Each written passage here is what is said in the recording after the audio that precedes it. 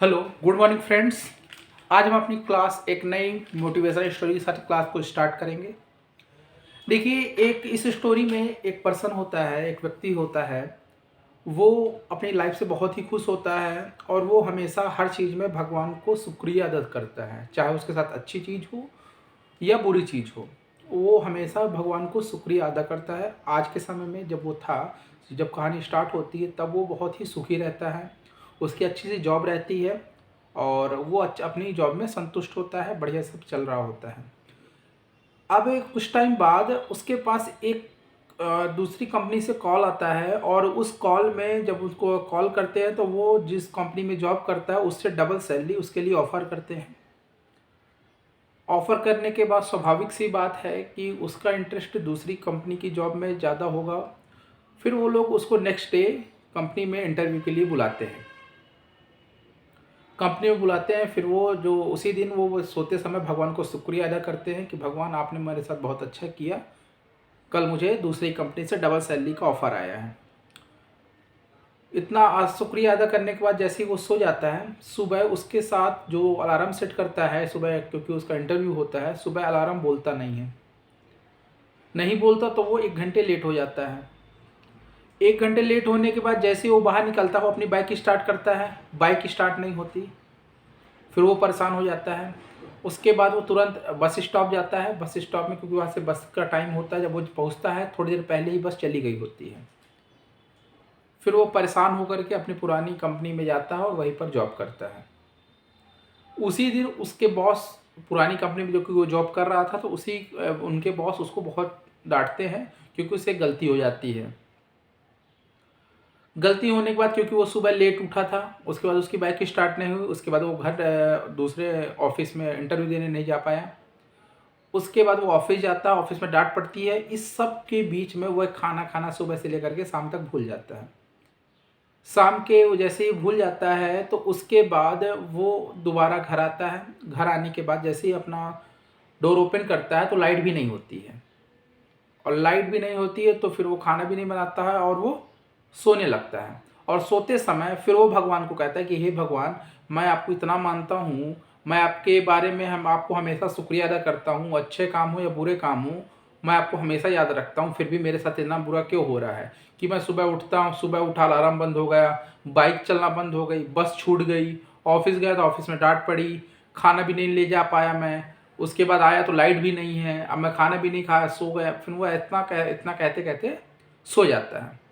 फिर उसको उसी रात एक सपना आता है और उसमें भगवान उससे कहते हैं कि देखो, सबसे पहले तुम्हें तुम्हारे घर में सुबह जब तुम उठे, तुम्हारा अलार्म मैंने ही बंद किया था, उसके सेल मैंने ही ख़त्म किए थे, क्योंकि जिस कंपनी से तुमको ऑफ़र लेटर आया था वो कंपनी फ्रॉड थी और वो तुमसे काम करवाने के बाद तुमको सैलरी भी नहीं देती और तुमको पब्लिक डील करने के लिए छोड़ करके चली जाती और तुम्हारी ज़िंदगी बर्बाद हो जाती। उसके बाद तुम्हारी बाइक मैंने ही बंद की थी कि तुम वहाँ जा ना पाओ, बस भी मैंने ही छुड़वाई थी।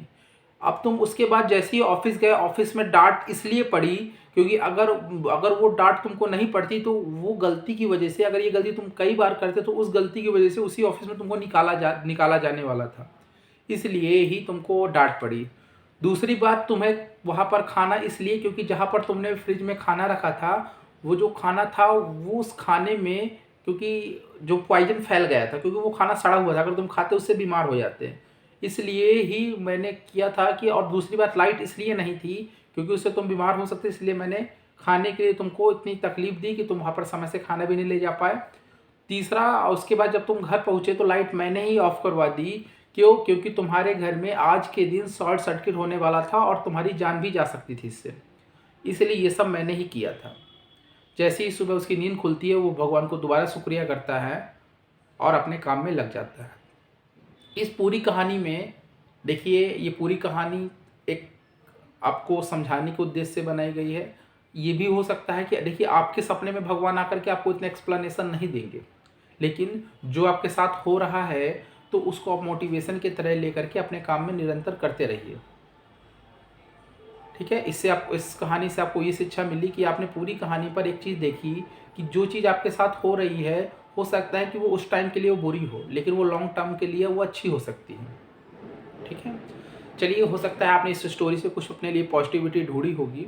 हम अपनी क्लास को स्टार्ट करते हैं। और कल क्लास नहीं हो पाई थी, क्यों? क्योंकि मैं आउट ऑफ स्टेशन था, मैं हेडक्वार्टर गया था, इस वजह से आपकी कल क्लास डिस्टर्ब हो गई थी। चलिए, आज मैंने आपसे कहा था कि मैं आपके लिए रीजनिंग भी स्टार्ट करूँगा, तो आज हम रीजनिंग का first chapter coding decoding start करेंगे।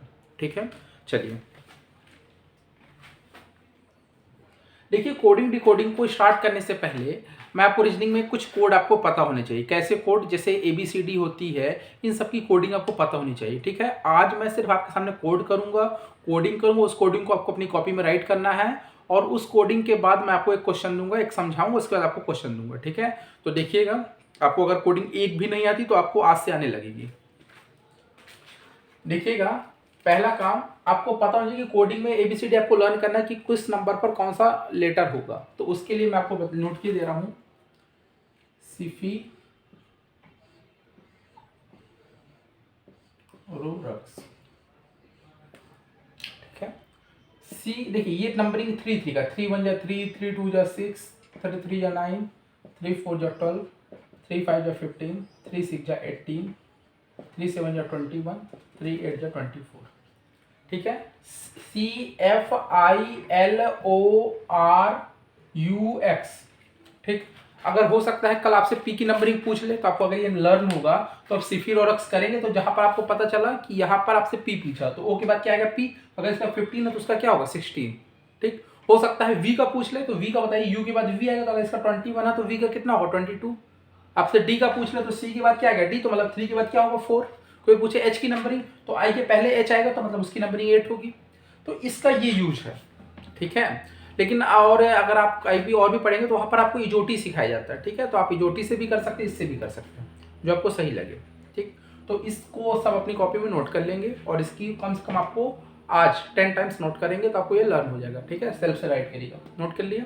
चलिए, इसके बाद अपोजिट वर्ड की ट्रिक होती है। ट्रिक मतलब आपको इस तरह के आपके साथ सेंटेंस लिखूंगा, उसको आप अपनी कॉपी में नोट करेंगे। ठीक है, देखिएगा,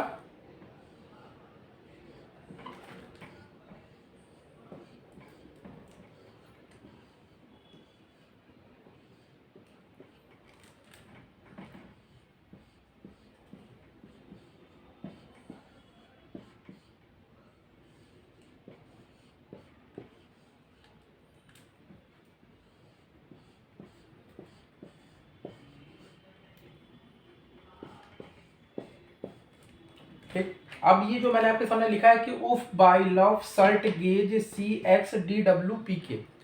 ठीक, तो इसको आपको लर्न करने से प्रॉफिट क्या है? क्यों लर्न करें आप? ठीक, जैसे आपके सामने अगर कोई अपोजिट वर्ड पहचानना है, तो आप अपोजिट वर्ड कैसे पहचानेंगे? आपको पता होगा, अल्फाबेट, इंग्लिश अल्फाबेट में टोटल लेटर होते हैं 26। ठीक है, उस 26 के अपोजिट, अपोजिट कैसे? जैसे उफ, यू का अपोजिट F, बी का अपोजिट वाई, एल का अपोजिट ओ, वी का अपोजिट ई, एस का अपोजिट एच, आई का अपोजिट आर, टी का अपोजिट जी, ए का अपोजिट जेड, सी का अपोजिट एक्स, डी का अपोजिट डब्ल्यू, पी का अपोजिट के। ठीक है, अगर आप इस सबको नोट करके लर्न करेंगे तो आप जब क्वेश्चन सॉल्व करेंगे आपके लिए बहुत ही बेनिफिट होगा ये। ठीक है, तो इन सभी पॉइंट्स को आप नोट करते जाइए। अभी मैं आपके सामने एक क्वेश्चन का फॉर्मेशन करूंगा। ठीक है, तो आप उसको ट्राई करिएगा। नोट हो गया? चलिए, ठीक है।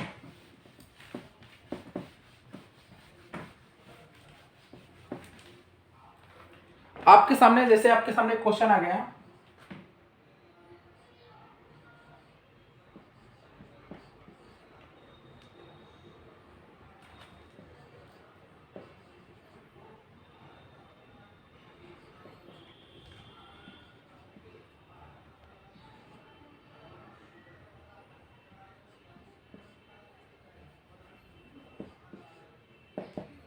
ठीक है, आपके सामने लिखा है MAD का मीन्स होगा NBE, और आपके सामने DON का पूछ रहा है। ठीक है, आपके सामने मैं कुछ ऑप्शन देता हूं।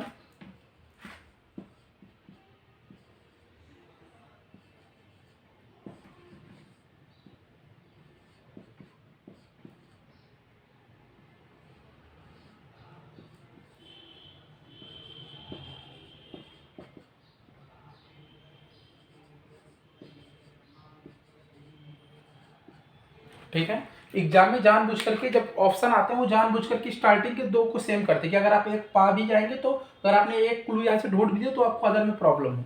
ऑप्शन भी इसे ऐसे ही सेट किए जाते हैं एग्जाम में, ठीक है। तो अब आप क्वेश्चन को देखेंगे और ये क्वेश्चन आप किसी भी कॉम्पिटेटिव एग्जाम में देंगे, रीजनिंग में आपको मिलेगा ही मिलेगा, ठीक है।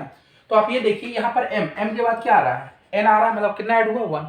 ए के बाद क्या आया बी, सी, डी के बाद क्या आ रहा है ई, वैसे ही डी के बाद क्या आएगा ई, ओ के बाद पी और एन के बाद ओ, ठीक है। तो अब आपके सामने इसके अकॉर्डिंग कौन सा ऑप्शन करेक्ट हो जाएगा, तो इसका ऑप्शन बी इज राइट, ठीक है।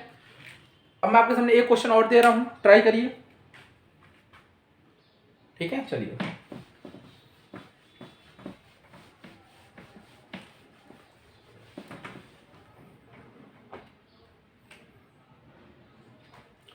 देखिए आपके सामने मैंने एक क्वेश्चन लिख दिया।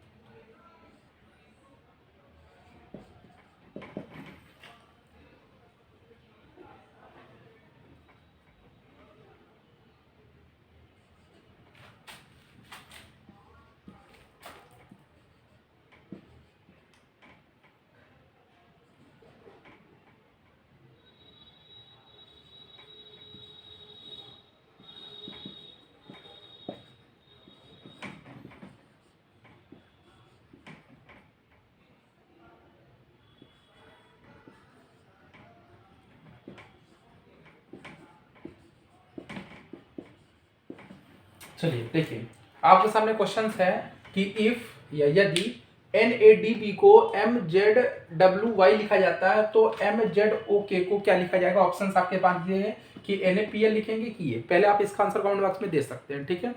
अब मैं इस क्वेश्चन को सॉल्व करता हूँ। देखिए मैंने अभी आपको ऊपर कुछ ट्रिक बताई थी ना अपोजिट वर्ड वाली, तो देखिए एम का अपोजिट, एन का अपोजिट एम, ए का अपोजिट जेड, डी का अपोजिट डब्ल्यू, बी का अपोजिट वाई, वैसे ही एम का अपोजिट एन, जेड का अपोजिट ए, ओ का अपोजिट एल, के का अपोजिट पी, ठीक। अब देखिए कौन सा ऑप्शन करेक्ट है, एन ए एल पी, तो आपका ऑप्शन सी इज करेक्ट, ठीक। अब क्लियर हो रहा है कि वो हमने क्यों सीखा था, उसका यूज क्या है। अब मैं सामने आपके सामने एक क्वेश्चन और दे रहा हूं, उसका आंसर आप कमेंट बॉक्स में दीजिएगा, ठीक है। नोट कर लीजिएगा इसको। चलिए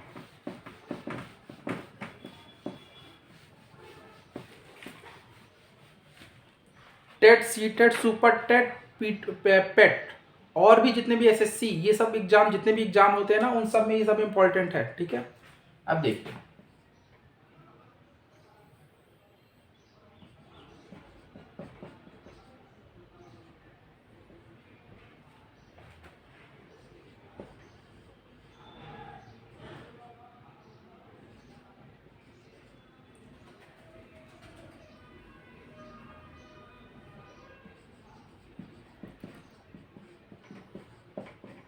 इसके लिए मैं ऑप्शन नहीं दूंगा, ठीक है। आप इसका आंसर कमेंट बॉक्स में दीजिएगा। अगर आपको आप पहले से आता है तब भी आंसर दीजिएगा, अगर आपको नहीं आता तो पहले आप पूरा वीडियो सुनने के बाद इसका आंसर दे पाएंगे।